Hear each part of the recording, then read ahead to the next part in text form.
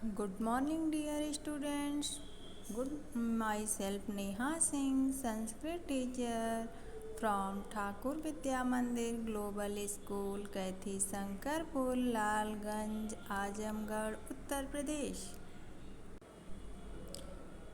नमः संस्कृताय। सुप्रभातं प्रिय विद्यार्थिनः।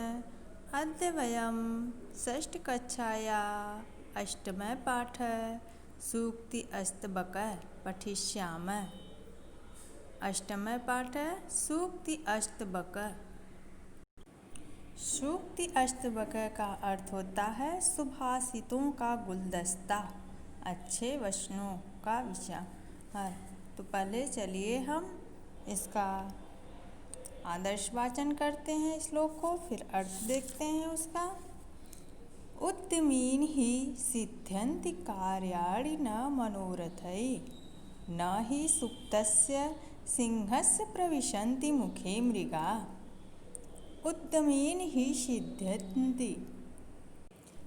उद्यमीन परिश्रम से ही सिद्ध्यन्ति सिद्ध होता है, कार्याणि कार्य, न नहीं, मनोरथई इच्छा से, अर्थात परिश्रम से ही कार्य सिद्ध होता है, न कि बस इच्छा रखने से। न ही सुप्तस्य सिंहस्य प्रविशन्ति मुखे मृगा, न ही जिस प्रकार से सुप्तस्य सोए हुए सिंहस्य सिंह के प्रविशन्ति मुखे मृगा, प्रविशन्ति मतलब प्रवेश करते हैं, मुखे मुख में, मृगा हिरण, जिस प्रकार से सोए हुए शेर के मुख में हिरण स्वयं प्रवेश नहीं करता है। अर्थात कि किसी कार्य को सिद्ध करने के लिए हमें परिश्रम करने की ज़रूरत होती है, ना कि बस इच्छा की। जिस प्रकार से सोए हुए शेर के मुख में मृग या अर्थात हिरण प्रवेश नहीं करता है, उसके लिए उसको परिश्रम करना पड़ता है, उसी प्रकार हमको भी अपनी इच्छा पूरी करने के लिए परिश्रम करना चाहिए। तो देखिए एक बार अर्थ फिर से। उद्यमेन ही सिद्ध्यन्ति कार्याणि न मनोरथै, परिश्रम करने से ही कार्य सिद्ध होता है, ना कि इच्छा रखने से। न ही सुप्तस्य सिंहस्य प्रविशन्ति मुखे मृगा, जिस प्रकार से सोए हुए सिंह के मुख में मृग प्रवेश नहीं करता है। दूसरा श्लोक। पुस्तके पठितः पाठः जीवने नैव साधितः, किं भवेत् तेन पाठेन जीवने यो न सार्थकः। पुस्तके पठितः, पुस्तके पुस्तक में, पठितः पढ़े गए, पाठः पाठ को, जीवने जीवन में, नैव नहीं, साधितः मतलब साधा गया या व्यवहार में लाया गया।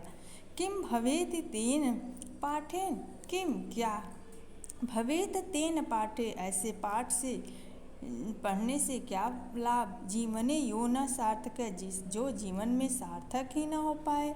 अर्थात पुस्तक में पढ़े गए पाठ को अगर जीवन में नहीं साधा गया, व्यवहार में नहीं लाया गया, तो ऐसे पाठ पढ़ने से क्या फ़ायदा, क्या लाभ, जो जीवन में सार्थक ही ना हो पाए।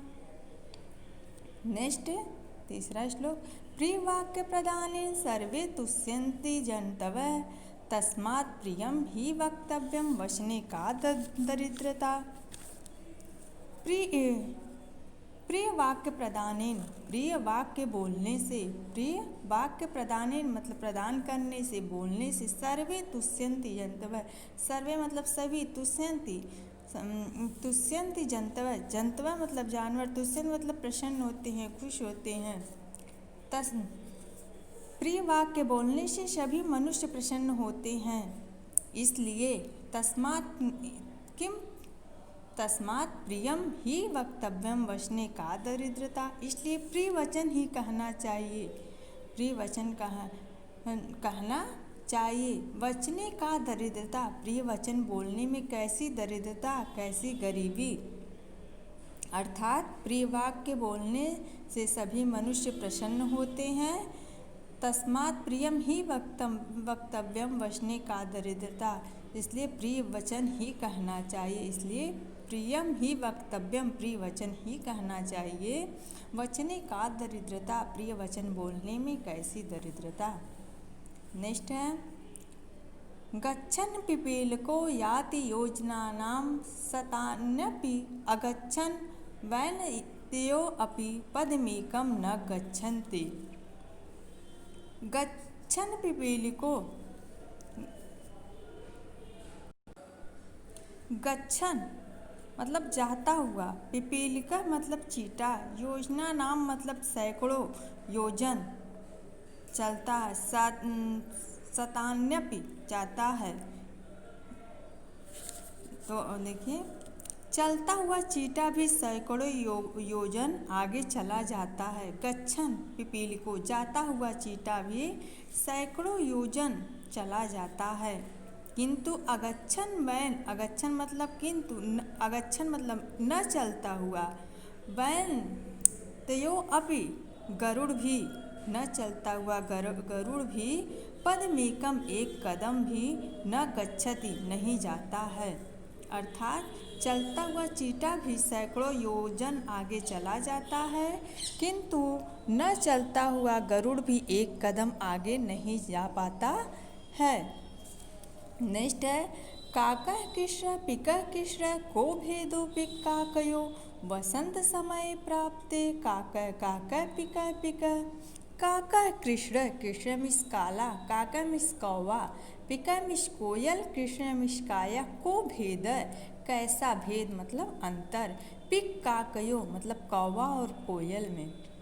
वसंत समय प्राप्त, वसंत समय, वसंत समय आने पर, प्राप्त मतलब प्राप्त होने पर, काका काका, पिका पिका, कौवा कौवा, कोयल कोयल। अर्थात कौवा भी काला होता है और कोयल भी काली होती है। काका कृष्ण पिकह कृष्ण, कौवा भी काला होता है, कोयल भी काली होती है। को भेद कैसा भेद है, पिक काकयो इन दोनों में कैसा भेद है। देखने से कौवा और कोयल में कोई भेद नहीं होता। वही कहना अर्थात कौवा भी काला होता है, कोयल भी काली होती है, तो कौवा और कोयल में कैसा अंतर। वसंत समय प्राप्त, लेकिन वसंत समय आने पर कौवा कौवा हो जाता है और कोयल कोयल हो जाती है। किस प्रकार से कि कोयल मीठा गीत सुनाने वाली होती है और वसंत समय आने पर कोयल बोलना शुरू कर देती है, इसलिए कौवा कौवा और कोयल कोयल होती है। आप पढ़ाए गए पाठ का अभ्यास करेंगे। अगली कक्षा में हम अभ्यास प्रश्न के साथ मिलेंगे। तब तक के लिए धन्यवाद।